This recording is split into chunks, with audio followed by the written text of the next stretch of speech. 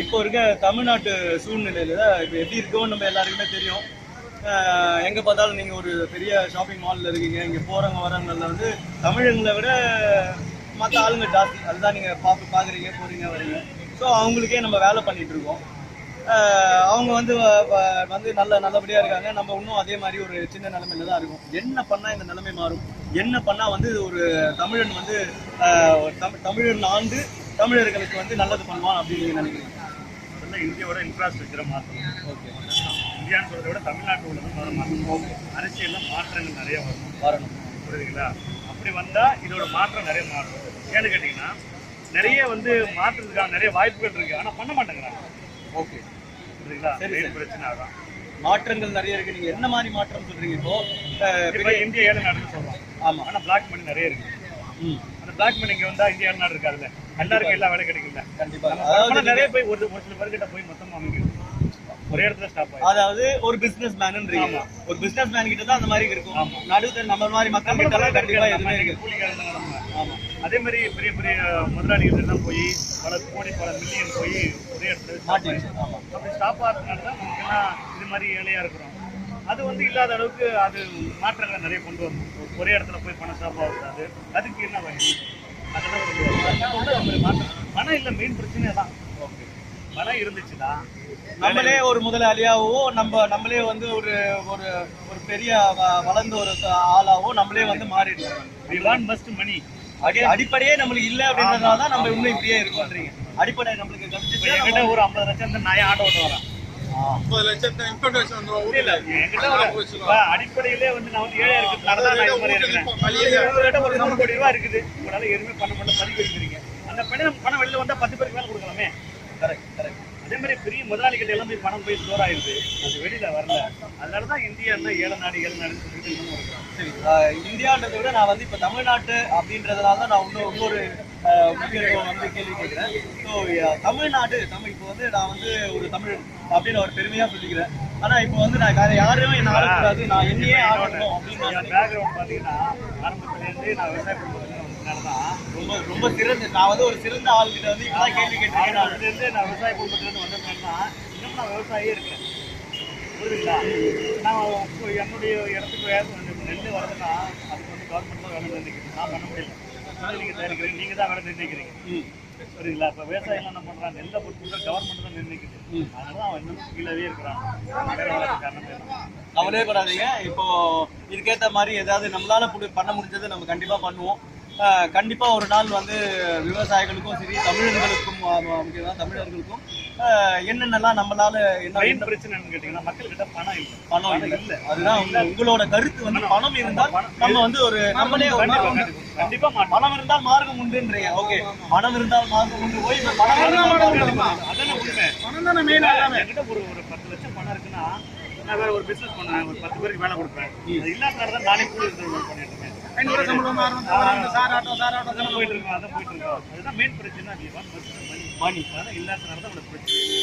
சரி, ஓகே, ரொம்ப நன்றி. உங்களோட பேர் துரை. Okay, thank you. நம்மளோட நிலைமை இதுதான்ன்றது உங்களுக்கு கரெக்டா தெரியுது. நம்மளோட நிலைமையே இதுதான் அப்படின்றது வந்து உங்களுக்கு நல்லாவே தெரியுது. நம்ம வந்து இப்படிதான் இருக்கிறோமே, இதுதான் நம்மளுடைய இயல்பு வாழ்க்கையாவே மாறிடுச்சு. அதாவது இவங்களுக்கு வேலை செஞ்சு அவங்களுக்கு வேலை செஞ்சு, இதை பாருங்க, ஒரு இந்திக்காரர் ஜாலியாக பேக்கெட்ல கை விட்டு நின்று இருக்காரு, இவங்களுக்கு எல்லாம் சலாம் போட்டுனே நம்ம வேலை வந்து அப்படியே போயின்னே இருக்குது. இந்த மாதிரி ஒரு சுச்சுவேஷன்ல வந்து எத்தனை காலத்துக்கு தான் நம்மளும் இப்படியே இருப்போம்? முதல்ல வந்து வெள்ளக்காரனோ, அதுக்கப்புறம் அவனோ இவனோ, இப்போ வந்து நம்மளே வளர்த்து விட்டவங்களே நிறைய பேர் வந்து இப்படி ஆயிட்டாங்க. இப்போ அவங்க எல்லாம் பெரிய இன்னும் நம்ம அவங்கள பார்த்துக்கினே நம்ம எத்தனை காலத்துக்கு தான் வாழுறது இல்லையா? நம்மளுக்கும் ஒரு மாற்றம் இருக்குது. உண்மையா சொல்ல போனா நாம இப்படி இருக்கிறதுக்கு காரணமே நம்ம தான். 10 ரூபாய் அதிகமாக கிடைக்குதுன்னு ஒருத்தங்கிட்ட வேலைக்கு போகிறோம், இன்னும் 100 ரூபாய் அதிகமாக கிடைக்குதுன்னு இன்னொருத்தங்கிட்ட போகிறோம். என்னோட வாழ்க்கை அப்படி தான். நான் டிரைவர், அதனால் பா நீ 1000 ரூபாய் சம்பளம் அதிகமாக தரேன், நீ வரேன்னு கூப்பிட்டா அவரை விட்டுட்டு இவரோட வரணும். எனக்கு நான் நல்லா சாப்பிட்ணும், என் பசங்க நல்லா இருக்கணும் அப்படின்னு நான் அப்படி தான் போகிறேன். இதுக்கு மேலே நான் எனக்கு எதுவுமே சொல்ல தெரியல. இதுதான் என்னோட வாழ்க்கை. இதுக்கு மேலே போயிட்டு ஆராய்ஞ்சு ஏன் நம்ம இந்தியா இப்படி இருக்குது, நம்ம இந்தியா உள்ள இருக்கிற மக்கள் ஏன் இப்படி இருக்கிறாங்க. ஸோ நம்ம வந்து ஒரு மிடில் கிளாஸ், நம்ம இப்படிதான் நம்ம வேலை செஞ்சாதான் நம்மளுக்கு சாப்பாடு அப்படின்னு சொல்லும் போது நம்ம வேலையில பாக்குறதுக்கே நம்மளுக்கு நேரம் சரியா இருக்கு. மத்தத பத்தி என்னத்தை நம்ம யோசிக்கிறது? யோசிக்க முடியலையா? வறுமை தானே இருக்குது.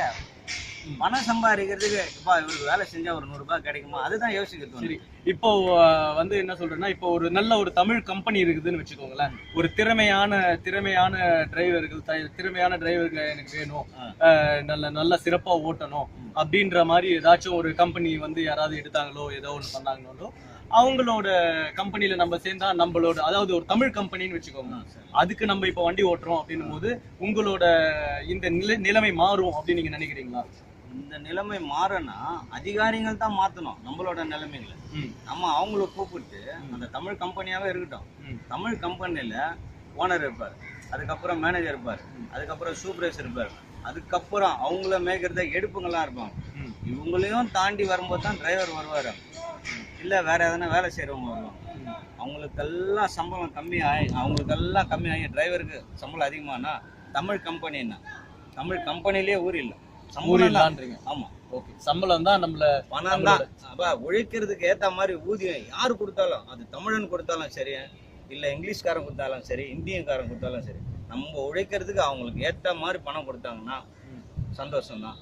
அப்போ நான் உயர்வேன், என் பசங்க உயர்வாங்க, அவங்க பசங்க உயர்வாங்க. அப்படிதான் உயர்ந்து போக முடியுமே தவிர இன்னைக்கு இருக்கிற சூழ்நிலையில பணக்கார பசங்க டாக்டர் படிக்கிறாங்க, ஒரு ஏழையோட பையன் வந்து கண்டிப்பா. அதான் நான் என்னோட கேள்வி வந்து, இப்ப நம்ம வந்து வந்தாரை வாழ வைத்தான் தமிழன்.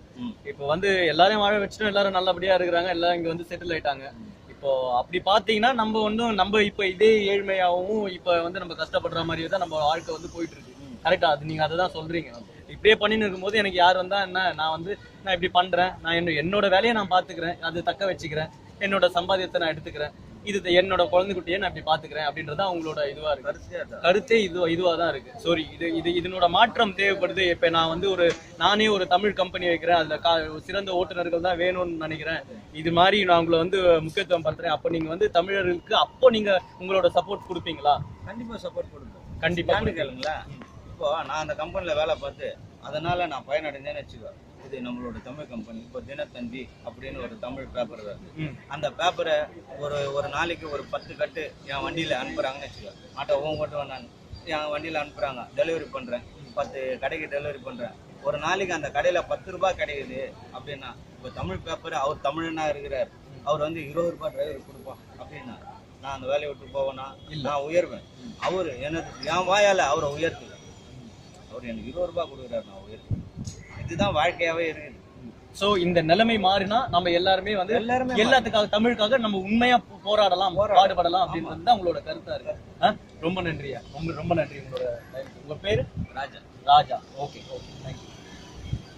இப்போ வந்து கஷ்டப்பட்டு நான் நம்மளுக்கு தான் சேவை செய்யணும்னு வந்துருக்கேன், இதை பத்தி தான் பேசணும்னு வந்துருக்கேன். இப்படி ஓடினா நான் எங்க இருந்து நம்ம என்ன பண்ண முடியும்? ஆக்சுவலி இது உண்மைதானே? இது கண்டிப்பா உண்மைதானே? பேஸ்புக்ல 100% உண்மை. உங்க கண்ணு முன்னாடி போடவா? நீங்க சொல்ல இந்த ஸ்டூடெண்ட்ஸ் காலேஜ் பசங்க, இவங்க எல்லாம் வந்து காலேஜ் பையன், என் தம்பி அவன் வந்து ஒரு காலேஜ் பையன் தான். நானும் காலேஜ் அப்படியா? சப்போஸ் டைம் பாஸ்க்காகலாம் இல்லை, என்னோட ஒரு பதிவு இருக்கு, அதை நான் உங்ககிட்ட காமிக்கிறேன். என்னோட பேர் சரத். இப்போ காமிக்கிறேன், வெற்றி நம்பி. ஓகே, வெற்றி நம்பி தமிழ் பேர், நல்ல இனிமையான பேர். இப்ப சொல்லுங்க, என்ன கருத்து, எதனால எப்படி வந்து தமிழகம் வந்து முன்னேறும் நீங்க நினைக்கிறீங்க? தமிழன் முன்னேறுவான், எப்படி தமிழ் முன்னேறுவான் நினைக்கிறீங்க? தமிழன் மனசு வச்சால் மட்டுமே முன்னேறும் அப்படின்றீங்க. ஸ்ட்ரெயிட்டா அப்படிதான் சொல்றீங்க. ரெண்டாவது முதலாளிகள் தமிழ்நாட்டில், அதாவது ஒரு தமிழன் கீழே தான் நம்ம வேலை செய்யணும், அந்த அளவுக்கு தமிழன் உயரணும்னு. ஓகே. மூணாவது முதலாளிகள் மட்டுமே குழப்பத்தினால இந்திக்காரன் திருச்சி கொண்டாந்து ரோடு வந்தாங்க. அதனால இது தமிழ்நாட்டோட மக்கள் வாழ்வாதாரம் 100% பாதிக்கும். அப்படியே 100க்கு 100 நீங்க சொல்றது சரி, நாங்கள் ஏற்றுக்கிறோம். ஏற்று சார், அனைத்து பேர்லையும் எடுத்தாங்க. சரியா?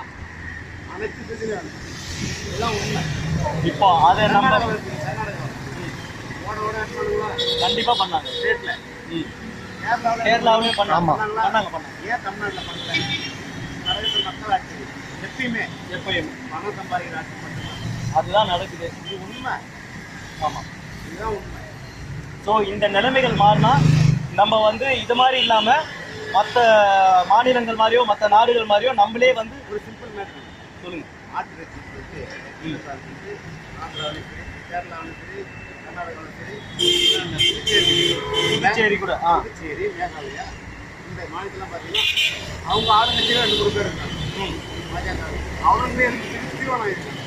இங்கே தமிழ்நாட்டில் தீர்மானத்தை கூட அவங்க நிறைவேற்ற மாட்டாங்க. மக்கள் நம்பிக்கை.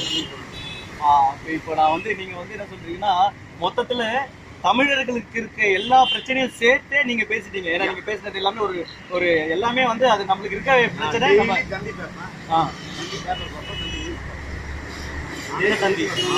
தினத்தந்தின்றதால டெய்லி அதை பாத்துறீங்க. அதனால உங்க கருத்துக்கள்லாம் வந்து ரொம்ப கண்ணீர்ல இருக்கு, ஆவேசமா இருக்குது. ரொம்ப சந்தோஷமா இருக்குது நீங்க பேசுறத பார்த்தா. ஸோ இதெல்லாம் நம்மளுக்கு மாறிடுச்சுனாலே நம்ம வந்து மேன்மை அடைஞ்சிடலாம் அப்படின்றீங்க. என்ன இல்ல எல்லாமே இருக்கு, எந்த வீட்டு குழந்தை எல்லாமே இருக்கு. ஸோ நம்ம இன்னொருத்தவங்களை ஆளை விட்டு இன்னொருத்தவங்களை வளர விட்டு தான் நம்ம இப்படி இருக்கோம் அப்படின்றது தான் நம்மளோட கருத்தா இருக்கு.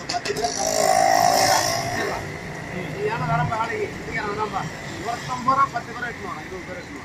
அவனுக்கு கூலி அவங்க ஊர்ல 40 ரூபா, நம்ம ஊர்ல 150 கூலி வரும். அப்பான்னு சொல்லி அதை ரேஷன் வச்சு வாங்கி சாப்பிட்டா அவன் பண்ணி இதான உண்மை. நம்மளால 150 கூலி கட்ட கூலி ஆமா நம்ம நாட்டுல இல்ல ஆகாது, கண்டிப்பா ஆகாது. ஸோ அடிப்படையா வந்து இன்னொரு ஊர்ல இருந்து ஒருத்தன் வந்து கம்மியா வேலை செஞ்சுட்டு போயிடுறான். நம்ம வேலையை நம்மளே செய்யணும். அதுதான் வந்து அதுதான் வந்து சிறந்தது. இன்னொன்று நம்ம ஆளுகிட்ட நம்ம வேலை செய்யணும். ஓகே, இந்த மற்ற ஆளுங்க கிட்ட தான் நம்ம வேலை செய்யாம தமிழர்கள் வேலை செய்தாலே பாதி முக்கால்வாசியோட பிரச்சனை முடிஞ்சிடும். ஓகே, தமிழன் முன்னேறிடுவான். ரொம்ப நன்றியா, ரொம்ப நன்றி உங்களோட கருத்து.